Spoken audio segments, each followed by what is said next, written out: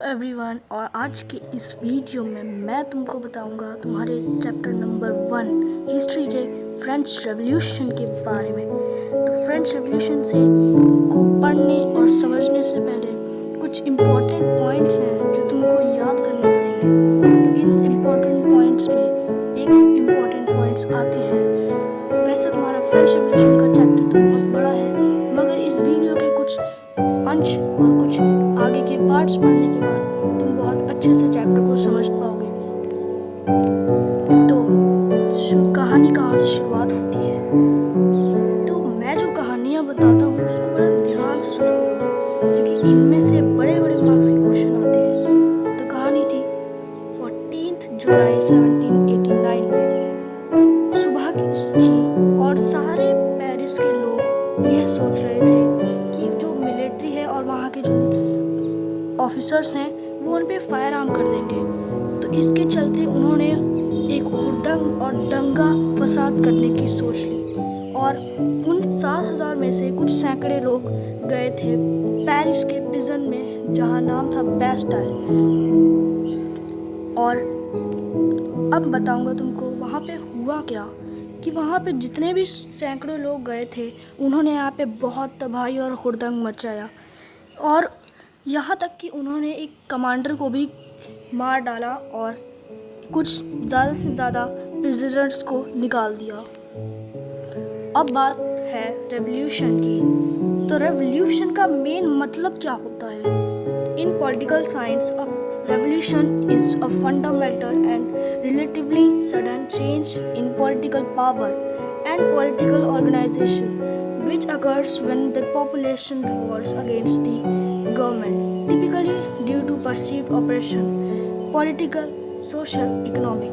कुछ समझ आया? मेरे ख्याल से नहीं आया।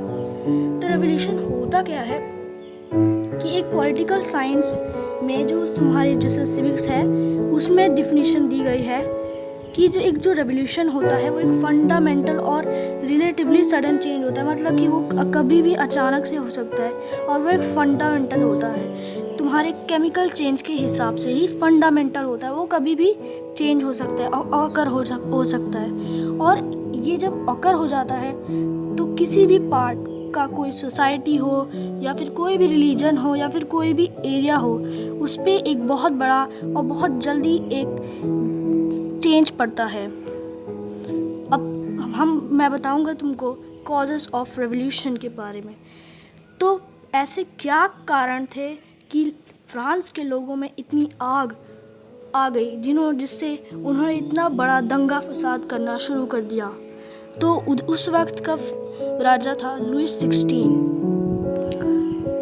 और लुइस 16 था बर्बन फैमिली में। सॉरी, वहाँ तुमको बिस्कुट की पिक्चर दिख रही होगी, मगर ये था बर्बन फैमिली की। ये उस बर्बन फैमिली का नहीं था जो कंपनी है, बस बर्बन फैमिली थी फ्रांस की एक रॉयल फैमिली। फिर जैसे 1774 में इसने शादी कर ली मारिया एंटोनेटे से, ऑस्ट्रिया की जो रानी है। कॉजेस ऑफ रेवोल्यूशन और क्या क्या थे कि वहाँ पे जो फ्रांस था उसे लड़ाई करने का बहुत शौक था, और ज़्यादा से ज़्यादा लड़ाई करने के कारण वहाँ पे पैसों की बहुत कमी हो गई थी, और जो ट्रेजर था वो बहुत कम हो गया था, और पूरा जो ट्रेजर था वो खाली ही मिला लुइस 16 को।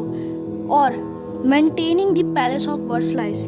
वर्सलाइस एक ऐसा पैलेस था जो तुम सपनों में सोचोगे, और इतना सुंदर और खूबसूरत पैलेस को मेंटेन करने में तो मिलियंस लगेंगे। तो ये तज्जुब की बात नहीं है कि इसको बनाने में कम पैसे लगेंगे। तो इसको बनाने में बहुत ज़्यादा पैसे खर्च होते थे, और जो गरीबी आ गई थी लोगों में, उससे भी रेवोल्यूशन स्टार्ट हुआ। और ये गरीबी एक और तरीके से आ रही थी कि जो लोन प्रोवाइडर थे फ्रांस को, जैसे अभी पाकिस्तान को प्रोवाइड किया जाता है, उसी तरह फ्रांस के उस वक्त जो लोन प्रोवाइडर थे उन्होंने 10% और चार्ज कर लिया। There was also a debt added of 2 billion livres due to fighting। जैसा कि फ्रांस को लड़ाई करने का बहुत शौक था, तो उसने इस लड़ाई करते करते 13 अमेरिकन कॉलोनीज को इंडिपेंडेंस दिलाई उनके एक कॉमन दोस्त नहीं दुश्मन से, जिसका नाम था ब्रिटेन। और इतने ज़्यादा कर्ज होने के बाद जो 2 बिलियन लिवरेज तक पहुंच गया, लिवरेज जो वहाँ की उस वक्त की करेंसी थी, तो इससे ज़्यादा इतना ज़्यादा डेब्ट जो पड़ा, इससे बहुत ज़्यादा दिक्कत हो रही थी कंट्री को चलाने में।